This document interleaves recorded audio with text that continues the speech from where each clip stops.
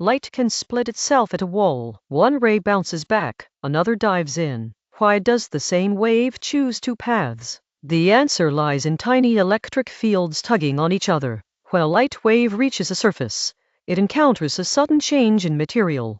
This change forces the wave to split into two separate paths. One path bounces back, this is called reflection. The other continues through the new medium, this is transmission or refraction. The angle at which the transmitted ray bends depends on the refractive indices of both media. This relationship is described by Snell's law, a simple ratio of signs. At the boundary, electric field vectors must satisfy continuity conditions. These conditions determine how much energy goes into each path. The Fresnel equations quantify the division based on polarization and angle. Thus, a single incident wave can produce both reflected and transmitted waves. Pause 0.8 when light hits a boundary, part of it reflects and part transmits. The Fresnel equations give the exact split for each polarization. For S polarization, the reflection coefficient depends on the sign of angles. For P polarization, a cosine term appears in the numerator and denominator of the equation. Both coefficients are ratios of electric field amplitudes,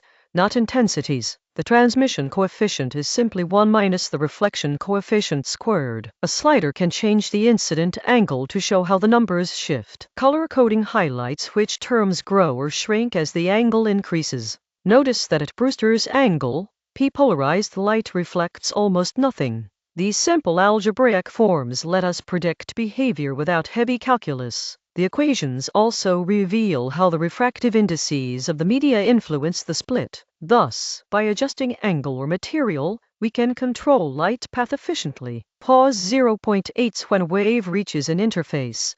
The boundary forces its electric field to match. This matching condition creates a secondary wave that travels back toward the source. The incident and reflected waves share the same frequency and wavelength along the surface. Because they overlap in space, their amplitudes add together at points of equal phase. At those points, the addition is constructive, producing a visible ripple on the boundary. The constructive interference amplifies the reflected wave while the transmitted part satisfies continuity. The strength of reflection depends on how different the media are for electric displacement. A larger contrast in permittivity yields more energy redirected back toward the source. Visualizing this, a phase diagram shows intersecting fronts that meet at equal phase nodes. In 3 dimensions, field lines bounce off the surface like light reflecting from glass. Pause 0.8 when a wave reaches the boundary.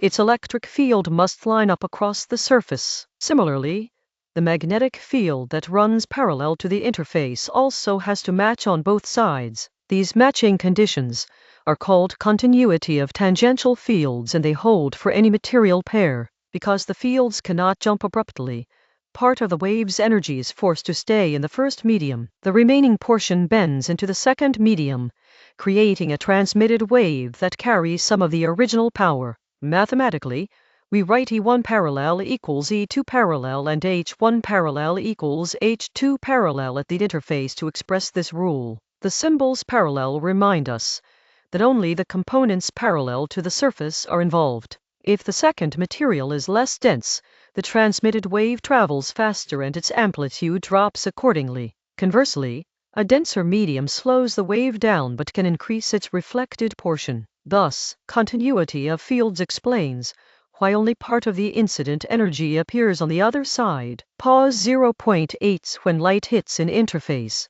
Its electric field can be split into 2 perpendicular directions. The component parallel to the plane of incidence is called P-polarized light. The perpendicular component is known as S-polarized light. Each polarization has a different reflection coefficient that depends on angle and refractive indices.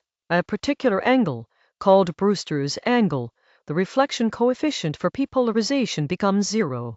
This happens because the reflected electric field vector aligns with the surface, canceling the transmitted component. Consequently, all incident P-polarized light is transmitted through the interface without any reflection. The S-polarized light still reflects partially, so the total reflected intensity drops sharply at that angle. Mathematically, Brewster's angle satisfies tan theta B equals N2/N1, where N1 and N2 are refractive indices. In practice, polarizers exploit this effect to produce highly polarized beams in optical systems. Pause 0.8. When a ray moves from a dense to a less dense material, it bends away from the normal. The amount of bending depends on the ratio of their refractive indices. If the incident angle exceeds a special value called the critical angle, no refraction occurs. Instead, all the light is reflected back into the denser medium. This phenomenon is known as total internal reflection. It happens because the wave cannot satisfy Snell's law in the second material. The boundary acts like a mirror for angles beyond the critical value. In optical fibers, this principle keeps light confined within the core. The cladding has a lower refractive index, so rays never escape. Thus, total internal reflection enables efficient transmission over long distances. Pause 0.8. When light hits a surface, part reflects and part transmits. The Fresnel equations predict the split based on angle and refractive indices. Thin films introduce an extra path for reflected waves. If that path difference equals half a wavelength, destructive interference occurs. This is how anti-reflective coatings reduce glare on lenses. Conversely, when the path difference is a full wavelength, constructive interference enhances reflection. Mirrors use this principle by layering metals to reinforce reflected light. Visualizing the layers shows alternating bright and dark fringes in simulation. A camera lens before coating glows with unwanted reflections. After, it appears clear. Thus, understanding interference mechanisms directly informs practical optical device design. Pause 0.8. Light reflects when boundary forces cancel part of its wave, transmits when fields stay continuous. Polarization can remove reflection at Brewster's angle, while beyond a critical angle all light is trapped by total internal reflection.